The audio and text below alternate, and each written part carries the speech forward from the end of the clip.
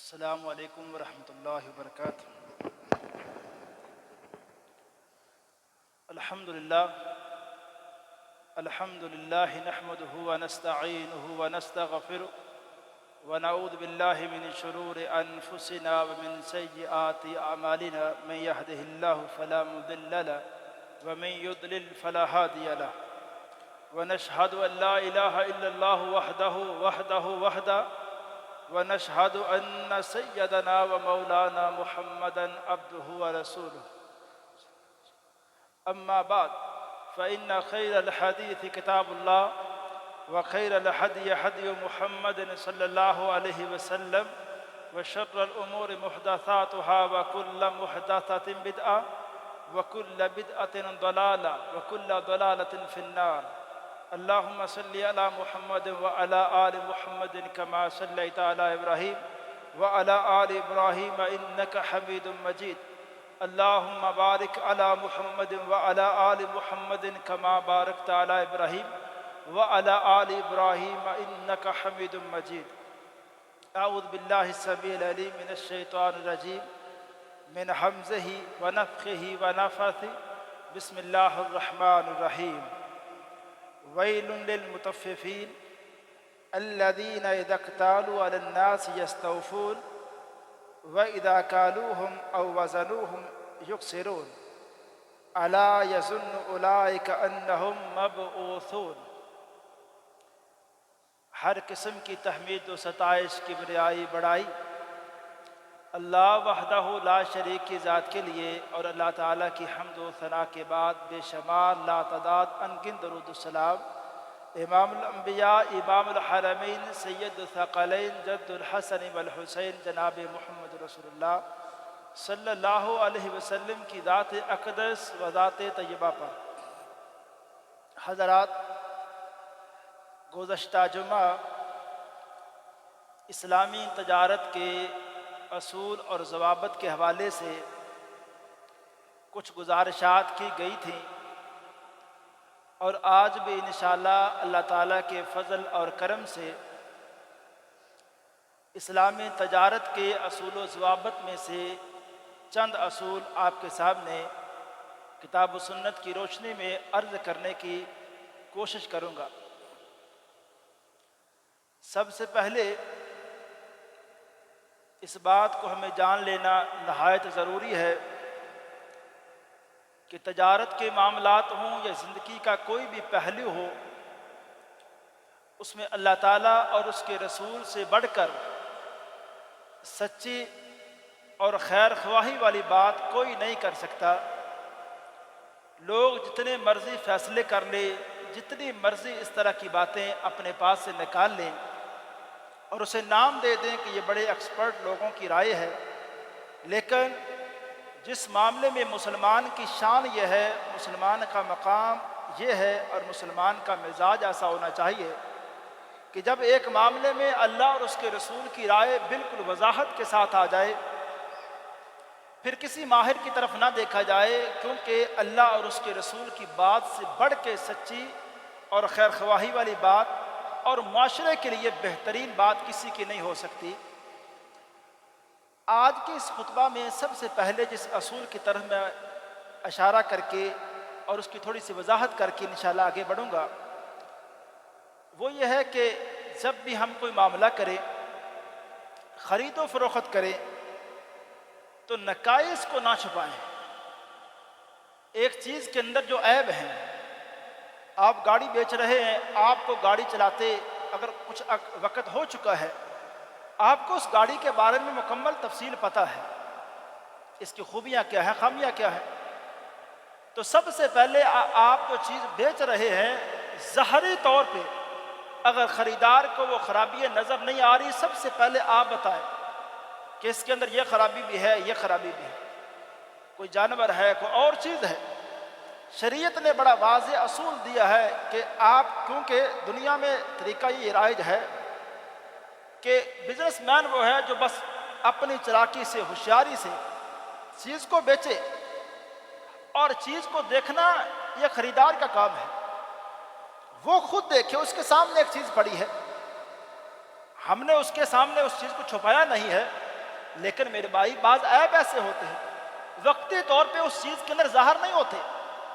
اور ایک مہینے کے بعد جب ایک بندہ استعمال کرتا ہے تو وہ ساری جو تعریفیں اس بیچنے والے نے کی ہوتی ہیں، ایک مہینے کے بعد انسان حقیقت سے آگاہ ہو جاتا ہے کہ یہ تو میرے ساتھ بہت بڑا دھوکا کیا گیا ہے، یہ والا عیب تو مجھے بتایا ہی نہیں گیا۔ اب اس بارے میں دو احادیث میں آپ کے سامنے عرض کرنا چاہتا ہوں۔ ایک صحیح البخاری کی روایت، اور اس روایت کو سن کے آپ اس بات کا جائزہ لیں کہ ہمارے پیغمبر علیہ الصلوۃ والسلام نے دین کو اور دین کی تعلیمات کو کتنی وضاحت کے ساتھ بیان کیا۔ اور آج مجھے ان احادیث کو پڑھ کے پیغمبر علیہ الصلوۃ والسلام کا وہ فرمان بھی یاد آ رہا ہے۔ آپ نے فرمایا، لوگوں میں نے شریعت اور دین تم پر اتنی وضاحت کے ساتھ چھوڑا ہے کہ میرے دین کی راتیں بھی دن کی طرح روشن ہیں، اس کے اندر کوئی سمجھنے میں دقت نہیں ہے میرے دین کی باتیں، اسلام کی باتوں کو۔ اب حدیثوں نے فرمایا، البیعان بالخیار ما لم یتفرقا، فرمایا دو بندے جب ایک چیز کا معاملہ کرتے ہیں جب تک وہ ایک دوسرے سے جدا نہ ہو جائیں۔ کسٹمر ابھی دکان کے اوپر کھڑا ہے، اس نے پیمنٹ کر دی ہے، چیز لے لی ہے، لیکن دکان کے اوپر ہی کھڑا ہے۔ حدیث یہ کہتی ہے جب آپ کے دکان کے اوپر ہی کھڑا ہے، اگرچہ اس نے پیمنٹ کر دی ہے، اس کو مکمل یہ رائٹ ہے اسی وقت چیز اگر واپس کرنا چاہتا ہے، اس کا دل نے کیا یا چیز کو دیکھ کے اس کا دل مطمئن نہیں ہوا، اس نے پیمنٹ پہلے کر دی ہے، اگر دکان کے اندر کھڑا ہے، ما لم یتفرقا، ابھی دونوں جدا نہیں ہوئے، تو پھر کسٹمر کو اپنی چیز واپس کرنے کا مکمل اختیار ہے۔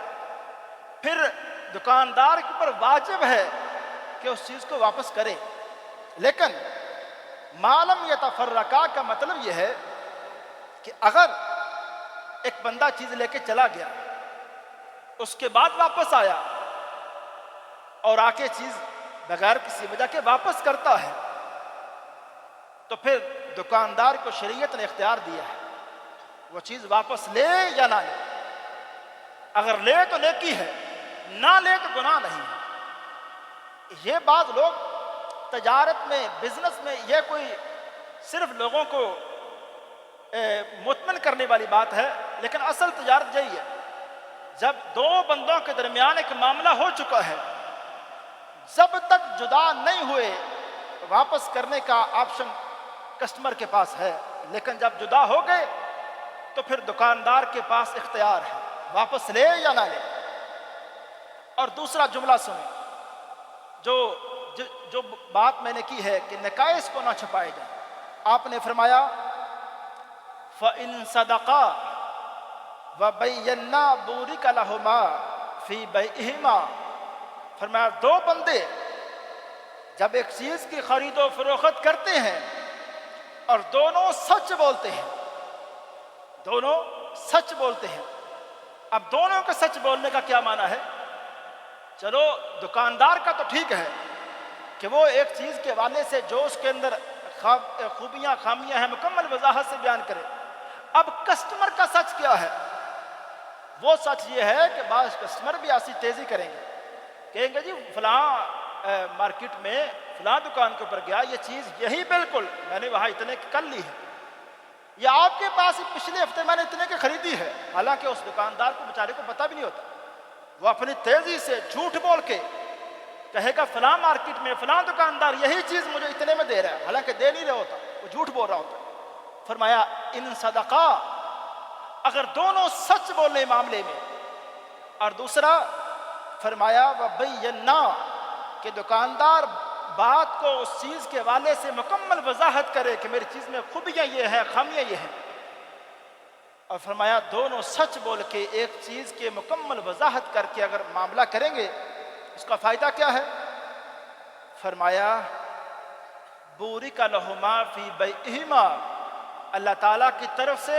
اس خرید و فروخت میں برکت رکھ دی جائے گی دونوں کے حوالے سے۔ لیکن فرمایا وَإِن كَذَبَا وَكَتَمَا،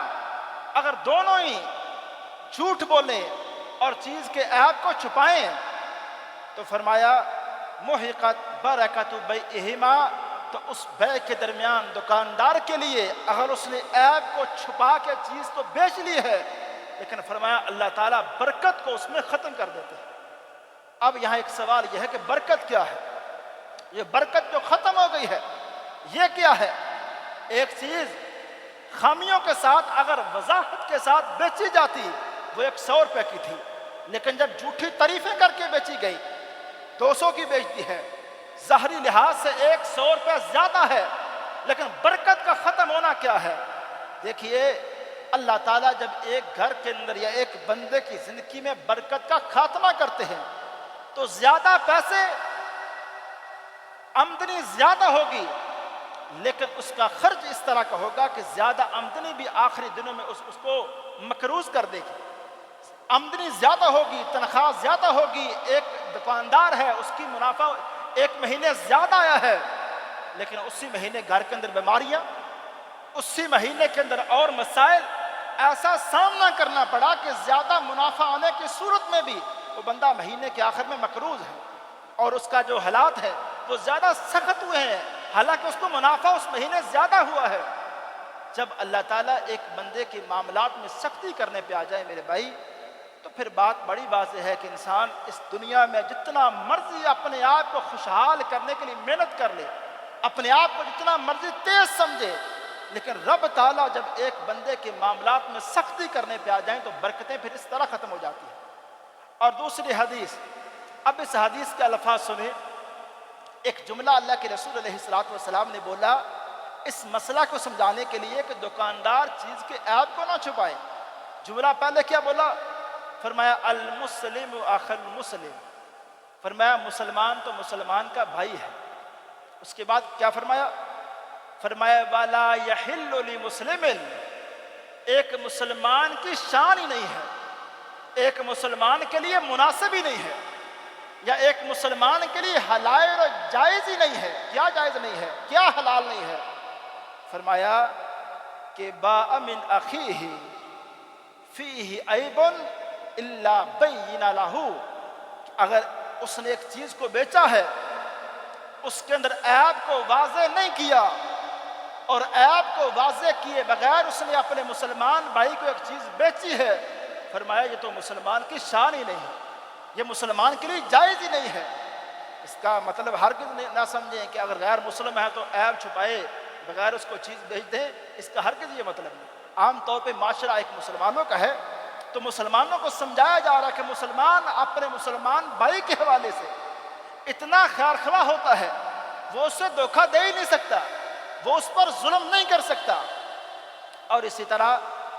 جو دوسری بات ہے اسلامی تجارت کے اصولوں میں، وہ ہے ناپ تول میں کمی کرنا۔ ایک بندہ بڑا بزنس مین اپنی جگہ، لیکن ایک ریڈی والا بندہ بھی اگر چند 100 نہیں چند روپے 10-15 روپے کے لیے اگر بے ایمانی کی گنجائش اس کے لیے بنتی ہے وہ بھی کر، وہ اپنے آپ کو سمجھتا ہے،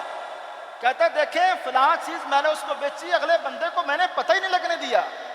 یہ ہے میری کاریگری، یہ ہے میری ذہانت، میری لیاقت، میں کتنا بڑا بزنس مین ہوں یا کتنا میں سمجھدار ہوں۔ یہ کوئی سمجھداری نہیں۔ چند روپے کے لیے اگر ایک بندہ اپنا ایمان بیچ رہا ہے، اس سے بڑا بیوقوف کون ہے؟ چند روپے سے اس نے کیا اپنا گھر بنا لیا، لیکن صرف اپنے اندر جو بے ایمانی وہ ظاہر کی ہے۔ چند روپے نے اس کو خوشحال نہیں کر دیا، لیکن صرف اتنا واضح ہو گیا کہ اس کا ایمان کتنا کمزور ہے کہ 20 روپے کے سامنے اس کا ایمان ٹھہر نہیں سکا۔ 20 روپے نے اس کو سچ بولنے پہ مجبور نہیں کیا، جھوٹ سے نہیں روک سکا اس کا ایمان۔ یہ ایمان ہوتا ہے میرے بھائی، جو بندے کو روکتا ہے جھوٹ سے، بے ایمانی سے، فراڈ سے، یہ ایمان ہے ہمارے اندر۔ لیکن جب ایمان کمزور ہوتا ہے، مجھے وہ جھوٹ سے نہیں روکتا، مجھے حرام کمانے سے نہیں روکتا، مجھے لوگوں کو دھوکہ دینے سے نہیں روکتا۔ اللہ کے رسول علیہ السلام نے، یا اس سے بڑھ کے میں یہ بات کہنا چاہتا ہوں، ناپ تول کے معاملے میں کمی ہے۔ اس بارے میں جو قوم شعیب ہے، حضرت شعیب علیہ السلام کی قوم، اب حضرت شعیب نے اس واقعہ میں ایک بات کہی، کہا لوگوں میں تمہیں دیکھ رہا ہوں، تم ایسے غریب لوگ نہیں ہو، تمہارے علاقے میں فقر نہیں ہے، ایسا نہیں ہے کہ تم مرے جا رہے ہو اس لیے ناپ تول میں کمی کرتے ہو، تمہارے پاس سب کچھ ہے لیکن تمہاری عادت ہے، عادت سے مجبور ہو کہ ناپ تول میں کمی کرتے ہو۔ لیکن 30ویں سپارے میں 4 آیتیں سورہ مطففین کی آپ سنیں، اللہ نے سب سے پہلے فرمایا ویل للمطففین، ویل للمطففین، ناپ تول میں کمی کرنے والوں کے لیے تو ہلاکت ہے، تباہی ہے، بربادی ہے۔ میرے بھائی جب ایک بندے کے حوالے سے رب فیصلہ کر دیں کہ وہ بندہ تباہ ہے، وہ برباد ہے، وہ کیسے کامیاب ہے، وہ کیسے اس دنیا میں خوشحال رہ سکتا ہے؟ ویل للمطففین، ناپ تول میں کمی کرنے والوں کے لیے تو ہلاکت ہے۔ دوسری بات، الذین اذا اکتالوا علی الناس یستوفون، یہ لوگ جب لوگوں سے ایک چیز لیتے ہیں تو پھر پوری لیتے ہیں، کہتے ہیں جب ہم مارکیٹ سے سامان لے کر آئیں تو ہمیں تو پورا دیا جائے، ہمیں ناپ تول میں کمی نہ کی جائے۔ لیکن وَإِذَا كَالُوهُمْ، لیکن جب خود آگے وزن کر کے دیتے ہیں، اور وَزَنُوهُمْ يُخْسِرُونَ، تو پھر خود جب آگے ایک چیز کو بیچتے ہیں، لیکن جب یہ خود بڑی مارکیٹ سے چیزیں خریدتے ہیں پوری لے کر آتے ہیں اور آگے مطالبہ کرتے ہیں کہ ہمارے ناپ تول میں کمی نہ کی جائے، لیکن خود جب آگے لوگوں کو یہ چیزیں بیچتے ہیں اس میں ناپ تول میں کمی کرتے ہیں۔ یہ باتیں فرمانے کے بعد 4تھی آیت کے اندر رب نے ایک بات فرمائی، میں اس آیت کے حوالے سے آپ کی توجہ چاہوں گا کہ اس آیت کے مفہوم کو آپ سمجھیں کہ رب نے اس کے بعد فرمایا کیا ہے۔ فرمایا الا یظن، لفظ عربی زبان کے اندر جو لفظ ہے نا الا کا، ایک ہے عین کے ساتھ، ایک ہے الف کے ساتھ، الف لام الف لا، الا۔ عربی زبان کے اندر الا کا لفظ آتا ہے جب اعلان کرنا ہو، جیسے ہمارے علاقے میں یا ہم کہتے ہیں نا حضرات لوگوں متنبہ ہو جاؤ، اللہ فرماتے ہیں الا یظن اولئک انہم مبعوثون، کہا خبردار ان لوگوں کے لیے متنبہ کیا جا رہا ہے، کیا یہ لوگ گمان نہیں کرتے، یہ سوچتے نہیں کہ ایک دن یہ لوگ اٹھائے جائیں گے، ایک دن یہ لوگوں کو قیامت کے دن رب کے سامنے کھڑے ہونا ہے؟ کیا یہ لوگ اس بارے میں ناپ تول میں کمی کرتے وقت یہ بات ذہن میں نہیں لاتے کہ ایک دن ان کو اٹھایا جانا ہے، رب تعالیٰ کے سامنے کھڑے ہونا ہے؟ میرے بھائی یہ ہے وہ جواب دہی کا ڈر، یہ ہے وہ روز قیامت کا فلسفہ جو اسلام کے اندر مسلمانوں کو سمجھا جا رہا ہے کہ مسلمانوں اس دنیا کے اندر میں نے آپ نے جو کام کرنے ہیں اس کا ایک دن حساب دینا ہے، اور ایسا حساب دینا ہے قرآن پاک کی باتوں کے اوپر میرا سب کچھ قربان کتنی وضاحت سے فرمایا فَوَرَبِّكَ لَنَسْأَلَنَّهُمْ أَجْمَعِينَ عَمَّا كَانُوا يَعْمَلُونَ، کہا اے پیغمبر مجھے آپ کا رب ہونے کی قسم ہے، ہمارے رب اگر قسم اٹھائے بغیر بھی بات کریں، رب تعالیٰ کی بات کے اندر سچائی میں کوئی شبہ نہیں ہے، لیکن رب تعالیٰ جب قسمیں اٹھا کے فرمائیں گے تو آپ پھر دیکھیں اس بات میں کتنی پاور ہے۔ فَوَرَبِّكَ لَنَسْأَلَنَّهُمْ أَجْمَعِينَ، اب یہ جو آیت ہے نا فَوَرَبِّكَ، قسم کا معنی یہاں ہی ہے، قسم کا معنی، لیکن اگر میں گرامر کے سارے مفہوم کو سامنے رکھ کے بیان کروں تو اس کا اصل ترجمہ یہ بنتا ہے اللہ نے 2 مرتبہ قسم اٹھائی ہے کہ مجھے قسم ہے پیغمبر، اے پیغمبر مجھے قسم ہے آپ کا رب ہونے کی کہ ان لوگوں سے ان کے ایک ایک عمل کے حوالے سے سوال کیا جائے گا، پوچھا جائے گا، اور ایسا پوچھا جائے گا فَمَن يَعْمَلْ مِثْقَالَ ذَرَّةٍ خَيْرًا يَرَهُ، ہاں جی، تو ایک ایک عمل نیکی ہے، دوسری آیت میں کہا شَرًّا يَرَهُ، اگر برائی ہے ذرہ برابر نیکی ہے لائی جائے گی۔ اللہ فرما رہے ہیں لوگوں جو ناپ تول میں کمی کرتے ہو اور ناپ تول میں کمی کر کے اپنے آپ کو بڑا سمجھدار سمجھتے ہو، کہا لوگوں تمہیں اس بات کا پتہ نہیں ہے کہ ایک دن رب تعالیٰ کے سامنے کھڑے ہونا ہے، اور رب تعالیٰ کے سامنے کھڑے ہو کے ایسا حساب و کتاب ہونا ہے جس کتاب کو دیکھ کے میں نے آپ نے کہنا ہے ما لہذا الکتاب لا یغادر صغیرۃ ولا کبیرہ، ما لہذا الکتاب، میرے اس اعمال نامے کی کتاب کو کیا ہوا ہے؟ میرے اعمال نامے کی اس کتاب کے اندر لا یغادر صغیرۃ ولا کبیرہ، اس کے اندر میرا کوئی بھی چھوٹا کوئی بھی بڑا عمل یہاں مس نہیں ہے، یہاں اس کا ریکارڈ کوئی حذف نہیں ہے، اس کا ریکارڈ چھپایا نہیں گیا۔ اور قرآن میں اللہ کہتے ہیں سورہ قیامہ کے اندر اللہ کہتے ہیں انسان کو پھر منانے کے لیے، اس سے اعتراف جرم کروانے کے لیے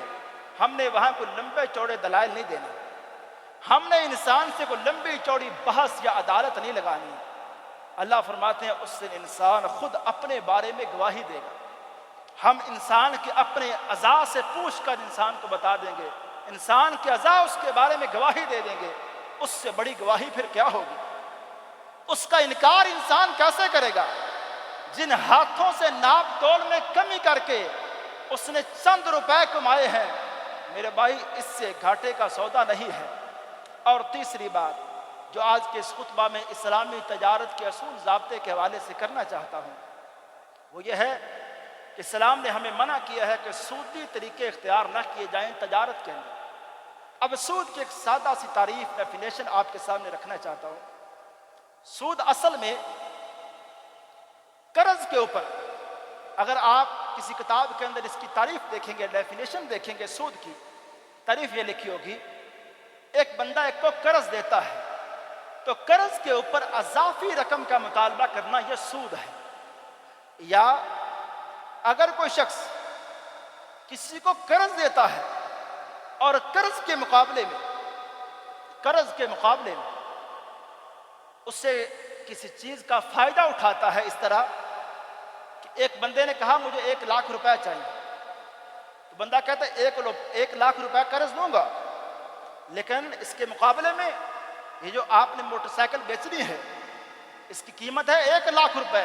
یہ مجھے آپ 80,000 میں بیچیں گے تب 1,00,000 روپے میں قرض دے دوں، یہ سود ہے۔ اور اس کے مجھے بلکہ پچھلے جمعہ کے بعد ایک بھائی نے کچھ سوال کیا یا میں نے کچھ وضاحت میں یہ بات کہی، آج کل یہ ایک طریقہ کار ہے پراپرٹی کے اندر، اور وہ واضح ایک سود کی صورت ہے۔ ایک مکان ہے، مکان قسطوں کے اندر اس کا معاملہ ہو گیا، اسلام کے اندر قسطوں کے اندر بیع کرنا منع نہیں ہے، اس کی وضاحت میں انشاءاللہ کروں گا 1-2 خطبات کے بعد۔ قسطوں کے ساتھ ایک معاملہ طے ہو گیا، لیکن اب اس کی قسطیں 4-5 سال تک چلیں گی، لیکن یہ کہا گیا یہ مکان قسطوں میں معاملہ طے ہو چکا ہے، لیکن 3-4 سال تک جب تک قسطیں مکمل نہیں ہوں گی یہ مکان آپ استعمال کرو، لیکن وہ کرایہ اس کا اب اس مالک کو جا رہا ہے جس نے قسطوں میں آگے مکان بیچ دیا ہے، وہ کرایہ بھی لے رہا ہے اور قسطیں بھی لے رہا ہے۔ حالانکہ اسلام یہ کہتا ہے جب آپ نے قسطوں میں ایک چیز کو دے دیا، اس چیز کا مالک اگلا بندہ ہے، تو پھر تو ادار کی صورت میں اس نے قسطوں کی صورت میں جو ادار ہے وہ چکانا ہے۔ اب وہ جو مکان کا جو کرایہ ہے وہ جو اس خریدار لے رہا ہے، بیچنے والا لے رہا ہے، بیچنے والا وہ کس مد میں لے رہا ہے؟ وہ مکان کا جو اصل قیمت ہے وہ تو قسطوں کی صورت میں خریدار نے ادا کرنی ہے، اور قسطوں کی صورت میں جو ادا کرنی ہے اس میں اس نے ظاہر بات ہے پیمنٹ اس میں مطالبہ بھی زیادہ کیا ہوگا، لیکن وہ جو کرایہ ہے وہ کس مد میں لیے جا رہے ہیں؟ یہ واضح ایک سود کا معاملہ ہے جس سے ایک انسان کو بچنا چاہیے۔ آپ دیکھیں ایک ضمانتی بات ہے نا، ضمانتی بھی کا کاغذات آپ حوالے نہ کریں، ایک ضمانتی بات ہے، شریعت نے دیکھے طریقہ کار بیان کیا، شریعت کہتی ہے آپ اس سے کوئی گروی چیز رکھوا سکتے ہیں، ایک تو بندوں کی ضمانت لے سکتے ہیں، اگر آپ کو کوئی شک ہے کہ یہ بندہ بعد میں پیسوں کے حوالے سے پریشان کرے گا، شریعت کہتی ہے آپ کو چیز گروی رکھوا لیں، اس کے کوئی کاغذات ہو سکتے ہیں، کوئی بھی قیمتی چیز جس کے اوپر آپ کو پھر مطمئن ہو جائیں یہ بندہ اتنے اس کے کاغذات میرے پاس ہیں، یہ بندہ میری چیز واپس میرے تو پیسے واپس کرے گا۔ اب دیکھیں جہاں شریعت نے یہ کہا کہ قرض دے کر اس کے اوپر اضافی پیسوں کا مطالبہ کرنا یہ سود ہے، ویسے ہی شریعت نے کچھ جو بعض تجارتیں ایسی ہیں، کچھ خرید و فروخت ایسی ہیں، شریعت نے اس کو بھی سود کہا ہے۔ اب اس بارے میں 2 حدیثیں آپ کے سامنے رکھتا ہوں۔ اللہ کے رسول علیہ السلام نے فرمایا الذهب بالذهب، سونے کے بدلے سونا، والفضة بالفضة، چاندی کے بدلے چاندی، والبر بالبر، گندم کے بدلے گندم، والشعیر بالشعیر، جو کے بدلے جو، والتمر بالتمر، کھجور کے بدلے کھجور، اور والملح بالملح، نمک کے بدلے نمک۔ فرمایا مثلا بمثل، یدن بیدن، فرمایا یہ 6 کی 6 چیزیں ان کی بیع جائز 2 صورتوں میں ہے۔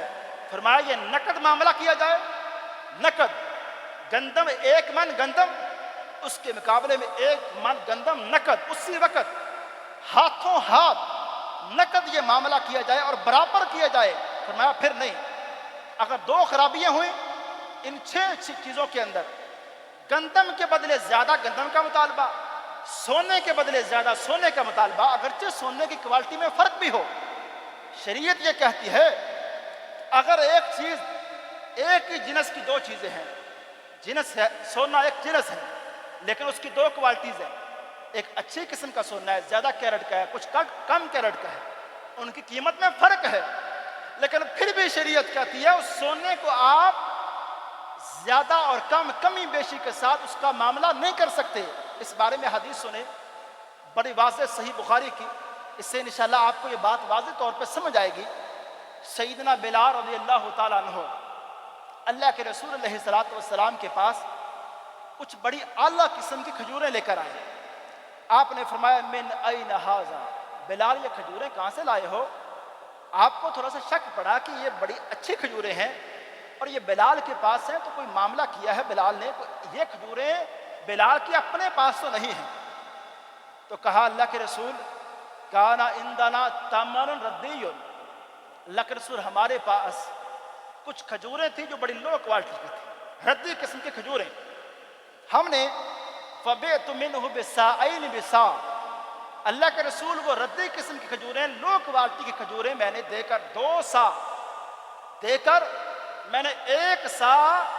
اچھی کھجوریں لے لی ہے۔ میں سادہ لفظوں میں یہ سمجھاؤں تو کہا 2 کلو کھجوریں دے کر 1 کلو کھجوریں میں نے اچھی والے لے لی ہے، کھجوروں کے بدلے کھجوریں لی ہے،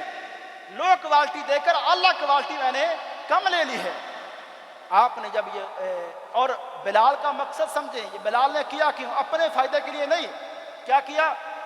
کہا لنطعم النبی صلی اللہ علیہ وسلم، اللہ کے رسول یہ اچھے والے کھجوریں لینے کا صرف ایک مقصد ہے کہ یہ کھجوریں ہم اپنے نبی کو کھلائیں، اپنے گھر میں لے جانا مقصد بھی نہیں ہے، اپنے نبی کو۔ میرے پاس کھجوریں اچھے والی نہیں تھیں، میں وہ کھجوریں لے کر آپ کی خدمت میں نہیں آیا، میں اچھی کھجوروں کا ایک معاملہ کر کے آپ کے پاس لایا ہوں۔ لیکن وہ پیارے پیغمبر تھے، وہ اللہ کے رسول تھے، ہیں وہ میرے جیسے بندے تو نہیں تھے کہ کھانا دیکھا تو ایمان بدل گیا۔ اللہ کے رسول علیہ السلام نے کیا فرمایا؟ فرمایا اوہ اوہ این الربا این الربا، کہا بلال یہی تو سود ہے، یہی تو سود ہے۔ فرمایا کوئی اس میں ڈھیلی بات نہیں کی، فرمایا بلال یہی سود ہے، کھجوروں کے بدلے کھجوریں نہیں۔ اسلام کیا چاہتا ہے؟ اب یہاں سوال یہ ہے کہ 2 کوالٹیز ہیں مختلف، اعلیٰ اور ادنا، کم درجے کی ایک چیز ہے۔ اسلام کہتا ہے کہ ادنا جو کم درجے کی چیز ہے اس کو آپ قیمت میں، اس کی جو قیمت وہ فروخت کریں، جو ریٹ مارکیٹ کا ہے اس میں اس قیمت پر اسے فروخت کر دیں، اور پھر اعلیٰ کوالٹی کی جو چیز ہے اس کی الگ سے ریٹ مارکیٹ میں جو ہے وہ الگ سے طے کریں۔ یہ ایک چیز کو دوسری چیز کے بدلے کمی بیشی کے ساتھ یہ معاملہ نہ کریں، دونوں کا الگ ریٹ لگوایا جائے۔ بلکہ میں اس سے بڑھ کے بات کہنا چاہتا ہوں، شریعت تو یہ بات کہتی ہے، اللہ کے رسول علیہ السلام کے زمانے میں جو تلواریں تھیں، تلواروں کا وہ دستہ، اس میں بعض لوگ سونے کا استعمال کرتے تھے، سونے کا۔ آپ نے فرمایا جو بندہ تلوار بیچے اور اس میں سونا لگا ہو، فرمایا اس کو جب وہ تلوار بیچنی ہے تو سونے کا ریٹ الگ لگانا ہے. وہ سونے والی تلوار اس کی جو جب بھی خرید و فروخت کرنی ہے سونے کو الگ کر کے تلوار کا ریٹ الگ, سونے کا ریٹ الگ, سارے معاملے کو بالکل واضح کر کے شریعت یہ بات کہتی ہے. اور اسی طرح اللہ کے رسول علیہ الصلوۃ والسلام نے جب یہ بات فرمائی, فرمایا سونے کے بدلے سونا, چاندی کے بدلے چاندی, گندم کے بدلے گندم, ان کو برابر برابر یا نقد دو صورتوں میں ان کی ایک ہی جنس کی دو چیزوں کا تبادلہ ہو سکتا ہے اور ان کے درمیان تجارت ہو سکتی ہے. لیکن اگر کمی بیشی ہوگی یا ادار ہوگا, ادار کیسے میرے بھائی؟ ادار یہ ہے اگر کوئی بندہ کہتا ہے دو چیزوں کے درمیان, بندہ کہتا ہے مجھ سے 10 من گندم مجھے آپ دے دیں, جب میری گندم 6 ماہ بعد آئے گی میں 10 من گندم آپ کو واپس کر دوں گا. شریعت کہتی ہے یہ طریقہ ٹھیک نہیں ہے. جب آپ 10 من گندم آپ لے رہے ہیں اس کی قیمت شریعت کہتی ہے پہلے واضح کرنے, طے کرنے کہ یہ قرض 10 من گندم یہ 50,000 کی ہے, یہ 50,000 میں نے دینے ہیں, میں نے اس کے بدلے 10 من گندم نہیں دینی. اور اسی طرح اگر کوئی بندہ دو چیزیں ہیں مختلف, گندم ہے یا چاول ہے, یہ معاملہ بھی کرنا درست نہیں ہے. اگر کوئی بندہ کہتا ہے 1 من گندم میں آپ کو دوں گا اس کے بدلے میں 20 کلو چاول آپ مجھے دے دیں, شریعت کہتی ہے یہ طریقہ بھی ٹھیک نہیں ہے. شریعت یہ کہتی ہے کہ گندم کا ریٹ الگ الگ ہے اور چاول کا ریٹ الگ الگ ہے, دونوں کی مارکیٹ کے مطابق جو ریٹ ہے دونوں کے معاملات الگ الگ طے کیے جائیں. اس طرح معاملات کے اندر اتنی خرابی ہے. اگر میں کہتا ہوں اللہ کے رسول علیہ الصلوۃ والسلام کی یہ حدیث ان کی مجھے اور آپ کو حکمتیں نہ بھی سمجھ آئیں کہ یہ شریعت کے اندر یہ فیصلے کیوں کیے گئے ہیں, تو مجھے آپ کے لیے صرف اتنی بات کافی ہے کہ اللہ کے رسول اور اس کے رسول نے جو واضح طور پہ فیصلہ دے دیا ہے اس کے اندر حکمتیں ہی حکمتیں ہیں. مسلمانوں کا لوگوں کو اس میں فائدہ ہی فائدہ ہے. وما علیہ الا البلاغ.